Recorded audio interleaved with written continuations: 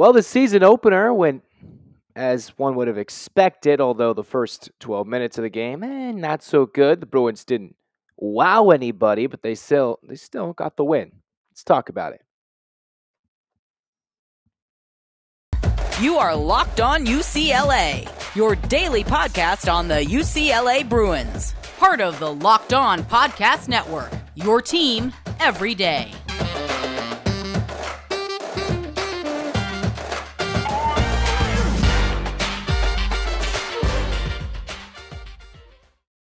Hey everybody, it's Zach Anderson-Yoxsimer. Welcome to Locked On UCLA. Thanks for making it your first listen each and every day. It's free wherever you get your podcasts, and it's also available on YouTube where you can watch for free. Like, comment, and subscribe. Thanks for your support.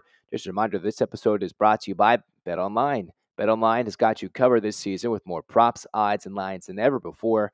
BetOnline, where the game starts, and where this episode starts, will be the likes of UCLA's win over Sac State. Talking basketball today. We'll get to football later in the show, but we got basketball to start.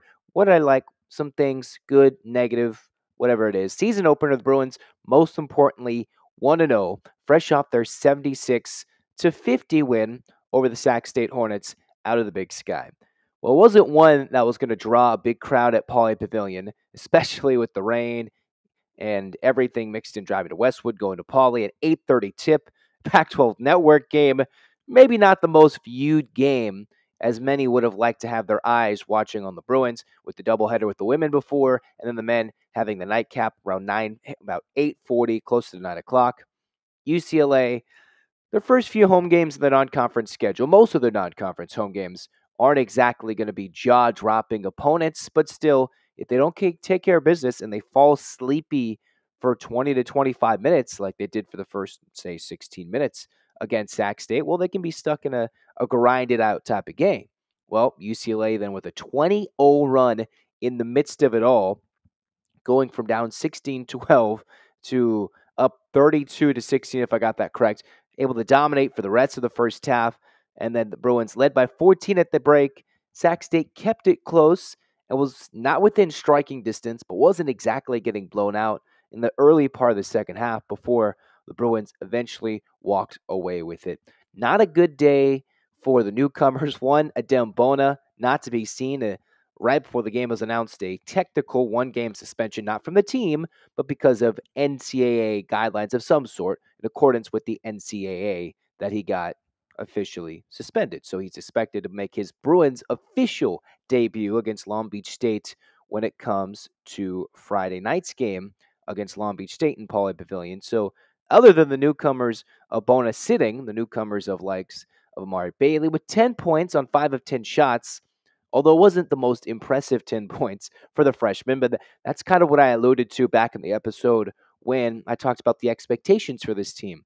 Sky high, but there's going to be some games where the freshmen might have a bit of a questionable start, a few appearances. Of course, the talent of Bailey is off the charts, but there's a game or two where, whether it's a Bailey or if it's one of the other freshmen, Dylan Andrews, who played 12 minutes, or it's just all these guys between Abramo Zonka, just these guys, these freshmen who don't click necessarily through the first few games in the non-conference. They may drop a few games unexpectedly before building at the end. Mick Cronin's not attuned to losing in the early part of the season. It's when he builds at the end of the season, as so far in his tenure at UCLA.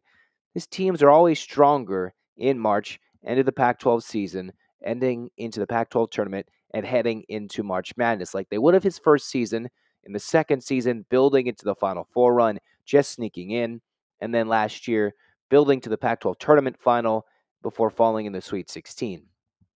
Overall, Bailey, most points of any of the freshmen, and I've really talked about in kind of my pregame little keys to the game, X factors. What did UCLA look like when it came to the freshmen? Well, with no Bona, we don't get to see him officially for the first time. Did see him against Concordia, but for the second straight game, UCLA, slow start, very slow start, and then turns it on. And of course, that's what happens in basketball. First or second media timeout, you might see a team stick in it, like Sac State. They're going to grind it out, muck it up. They had about 5 transfers in their starting lineup, not all coming in this year with the new head coach, but still, it was a Bruins team largely trying to figure out how to play together. Not a lot of the team coming back like they had from 1920, 2021, or from 2021 to 21 and 22. But the Bruins, here they were, a starting five of Jaylen Clark, Bailey, Tiger Campbell, Kenneth Nuba, and Jaime Jaquez Jr. Four of those guys ended in double figures. Overall, the UCLA Bruins had five guys into double figures. And yet, Jaquez Jr. with 14 points, 7 boards in 32 minutes, 7 of 9 shooting. Tiger Campbell, 6 of 18, 4 assists, 14 points. Bailey, as I mentioned already, 5 of 10 shooting with 10 points, 1 rebound, not really filling any of the other statistics throughout his 26 minutes, but 10 points. Nuba, 2 of 2, 4 points, 3 boards. Off the bench, Singleton, fantastic. 5 of 6 from the floor, 3 threes, all made on 3 attempts, a couple of boards, an assist in 25 minutes. That's exactly what the Bruins are going to love with him coming off the bench. Fortunately, we saw the return of Mac Etienne. It didn't seem like he had that athleticism, did Etienne. It was a big presence off the bench, 15 minutes. 2 points, 1 of 9 down low in the post with 7 boards. So the physicality there was there for Mac Etienne, especially with the hanging on the rim tee, but just not the overall athleticism. It seemed like him jumping up, missing the dunk, and then getting the technical. So for the Bruins, trying to figure out the athleticism here and there and missing the very athletic Bona, but still the likes of Etienne, nice to see him get back for the Bruins. Overall, UCLA finding ways to get the win. They held Sac State to 35% shooting, 11% from 3. They were 2 of 18 were the Hornets, although they didn't help themselves out at the free throw line. They attempted, did Sac State, 17 free throws and only made 10 of them. The Bruins, well, all the talk about their defense, and my key was kind of the defense, rebounding a little bit, how physical they were, and then UCLA's three-point shooting. That would be a key for this game. And then moving forward, well, we'll talk about it when we come back because the Bruins, got to highlight player of the game. It's pretty obvious who it was for this game. And then how did they fix how did they mark through the boxes of the keys in the game that UCLA struggled early and then ran away with it for the majority of this game, although it wasn't the most awe-inspiring performance. It wasn't, but they still got the win and dominated, and that's what happens when the talent gap can be that severe, and that's just how good the Bruins are. There'll be a few games this year where they don't look good and they still win by 25, 26, 30 points, and we'll talk about it. Wasn't a moment to give you like the Nissan Thurling moment. It's not like the Thurling moment in college football, which is brought to you by Nissan. The Thurling designs from the new lineup in Nissan, they're intended to empower drivers in vehicles that are capable as the drivers themselves. And when I think of unbelievable abilities on the field for this week's Thurling moment, it seems like every time we have this little miniature segment, it's Dorian Thompson-Robinson.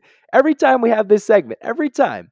It's kind of been the last few weeks, but Dorian Thompson-Robinson seems to hurdle a guy every single week. And with him racing around the field against Arizona State as we shift to football for a minute, just leaping up over everybody, running back to the side. Even Dorian Thompson-Robinson at practice on Monday, kind of giving away the secrets to all the reporters there, saying, hey, I study my opponents. When they kind of get down, I lock my hips, I leap forward. He was giving away his secrets, which some Bruin fans on social media weren't proud of, that he was giving it away, especially before the SC game.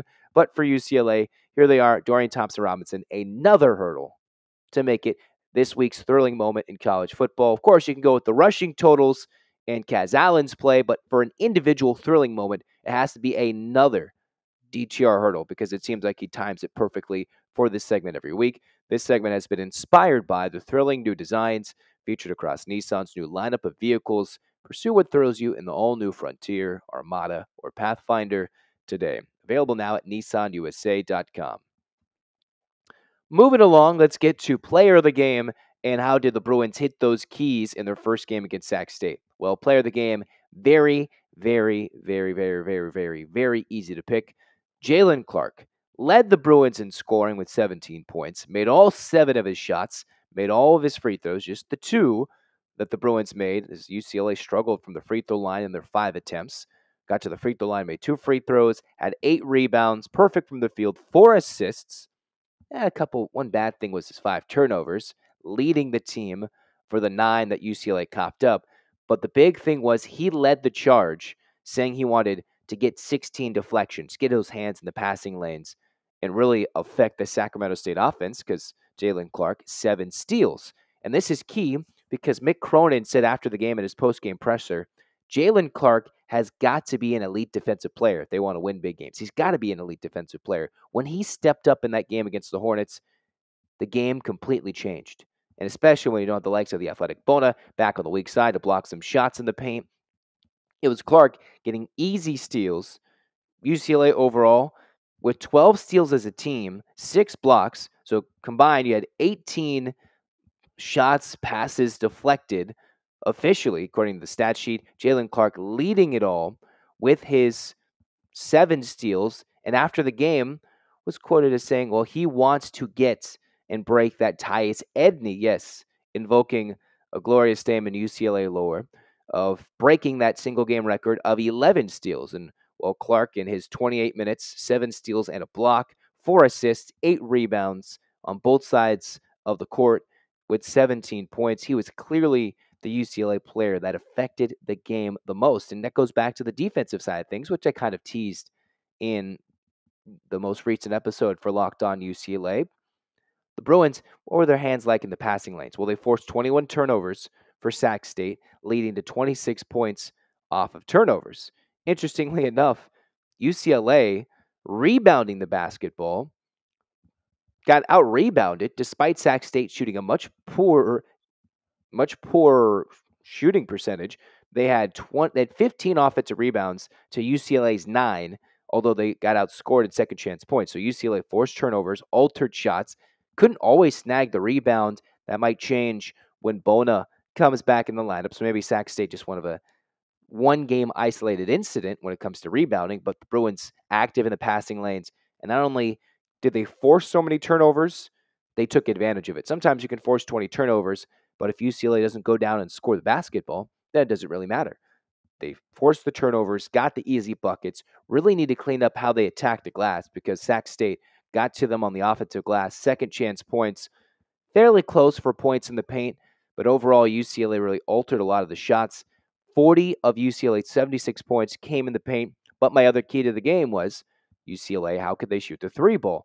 In a day and age where 15, 18 shots from 3 is not even scoffed at anymore, Sac State hoisting 18 threes in a game where if they wanted to really beat the Bruins and contest to the final minutes, they would have needed to make 9, 10, 11 of 18. They only made 2. UCLA, much smaller sample size, 10 shots attempted from behind the arc, 6 made, and a lot of that because of the heroics of Singleton off the bench, 3 made threes in 3 attempts. Campbell was 50% from the arc, and Jaylen Clark hit his 1 3 attempt. So 3 separate Bruins hitting threes, and we'll see if that number grows throughout the game or if it's going to be largely Campbell and Singleton taking threes. Jaquez didn't take any despite a large number of threes reportedly taken and made in the closed-door scrimmage against San Diego State. But 3-point percentage, good against a scrappy Hornet team. Bruins out-rebounded. That really needs to get changed moving forward. And then for UCLA, turnovers.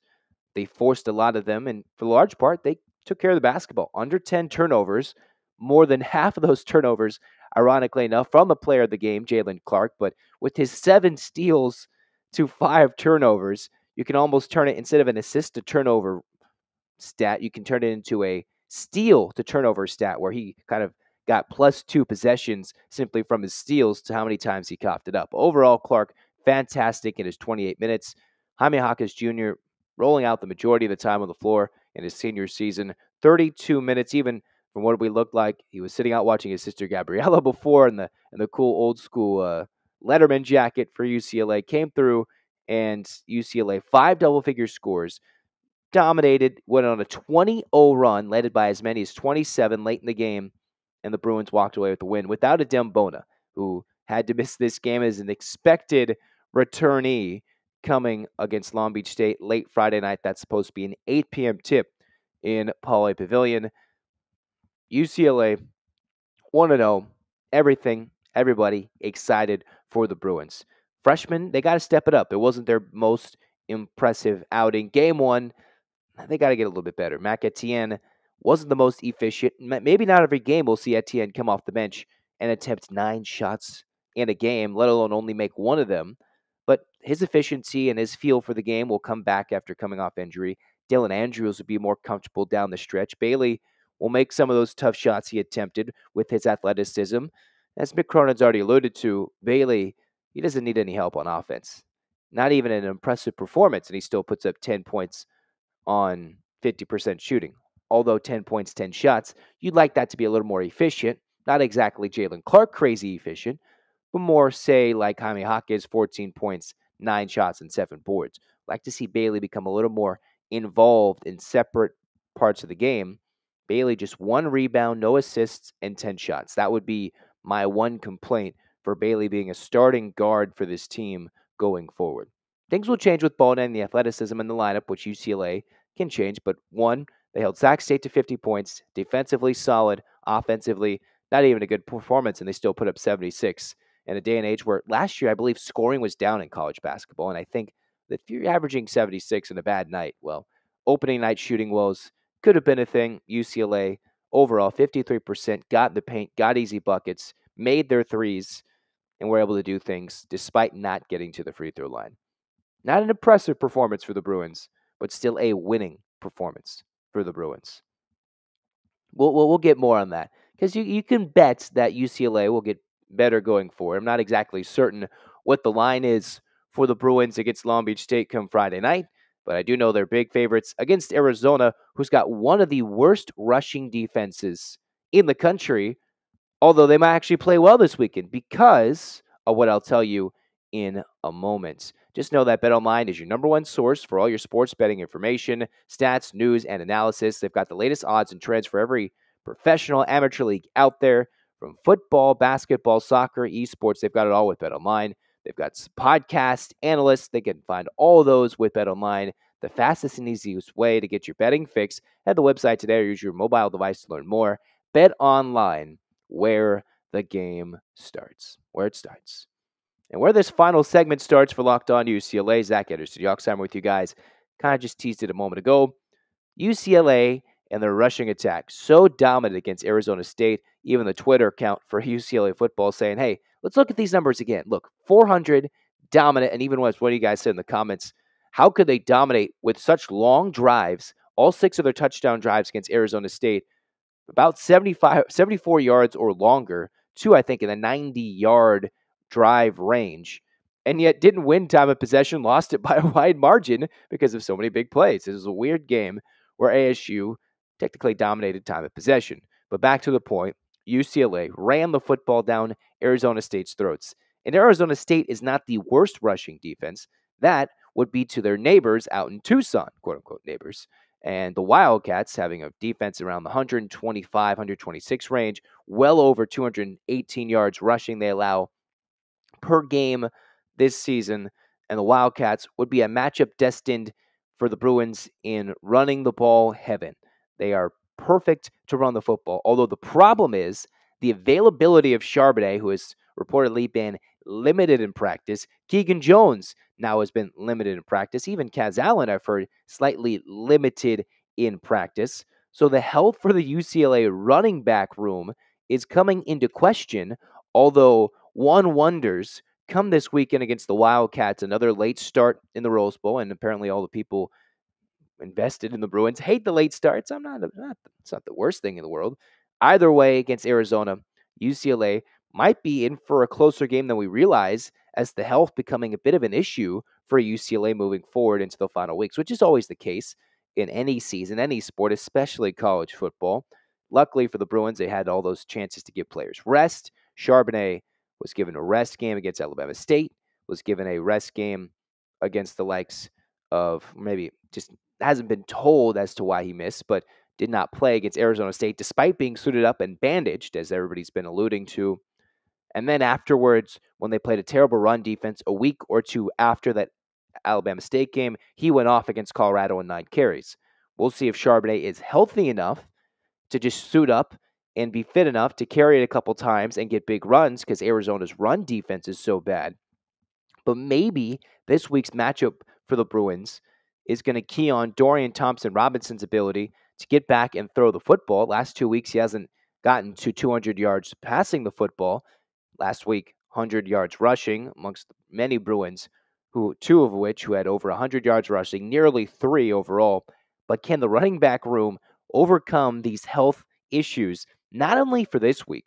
Arizona can't stop the run, so maybe the Bruins are fine if they try to run the football. What was the joke? They just ran inside zone against Arizona State. Maybe they can do that against the Wildcats, who are so bad defensively against the run that it doesn't matter who runs the football. It will matter when you take on USC, who hasn't exactly been the craziest good defense, but still, you want your big dogs, you want your big running backs, whether it be your 1, your 2, or Dorian Thompson-Robinson. You need other guys to be change of pace backs to help when it comes to playing SC in arguably one of the biggest battle for the victory bell showdowns in quite some time, where arguably both teams could be in the top 10 come that time of the matchup if they both take care of business.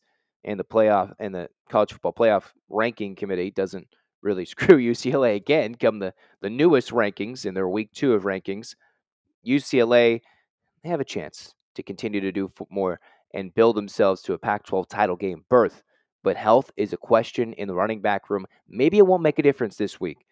And maybe they will hold out everybody, hoping for a lot of health and building for that SC game with no more buys. Remember, UCLA and SC used to play in December before they kind of condensed the college football season with the bowl season with the college football playoff. The Bruins used to play USC after they would host Notre Dame in the Rose Bowl. They would play like December 2nd, giving the Bruins and most college football teams a built-in second bye during the years if they wanted to take it, or if not. And because the Pac-10 then used to not have a Pac-10 title game, built to the Pac-12, then you move in with the title games, all the conferences needing title games apparently in this day and age. So then you move the UCLA game up, only one bye. And last year, when they started in week 0, the Bruins did not start in week 0 this year, and the health becoming a bit of a question. We hope everybody's okay. No Charbonnet, Jones, maybe even Kaz Allen, people doing individual work off to the side as the running back depth is being tested. I know Deshaun Morrell was somebody Chip Kelly had mentioned earlier in the season as someone who was looking good, the freshman from Alabama. Although, what's it going to look like come the week of Arizona? Well, we can only wait till the reports out of practice, but even then, everybody was shocked that Charbonnet did not play despite being suited up. We'll never know. Chip Kelly isn't always the most forthcoming necessarily when it comes to giving the hidden deeds, and not every coach needs to be or is. I know for a fact. But even then, it is what it is, and we hope the Bruins can run the football and make sure they're healthy come November 19th at the Rose Bowl at whatever said time they're going to choose, either 5 p.m. Pacific or 7:30 Pacific against the Trojans, and try and knock down USC with a running attack that needs to get healthy prior to the Arizona game and heading into that one in a little under 2 weeks. Overall, running back depth is a question. Even some Bruins banged up defensively. We hope all the injuries get well, but that's just something to note looking forward into this week against Arizona. In the meantime, go check out Locked On Sports today. Make that your second listen. They've got their take of the day, big game recaps. It's free wherever you get your podcasts. Go check out Locked On Sports today. Make that your second listen. Otherwise, thanks for making Locked On UCLA your first listen each and every day. It's free wherever you get your podcasts, and you can find it on YouTube. Hit that subscribe button. Thanks for your support. In the meantime, UCLA fans, after that UCLA victory last night against Sac State, let's get those eight claps ready. Get those fingers wingling. Let's go. And 1, 2, 3, 4, 5, 6, 7, 8. UCLA. UCLA. Fight, fight, fight. Let's go. So many 8 claps. Way so many. Let's go. We'll be 8 clapping all week, all the way through the rest of the week. Basketball season, everything. We'll get locked and loaded. This has been Locked On UCLA. Go Bruins.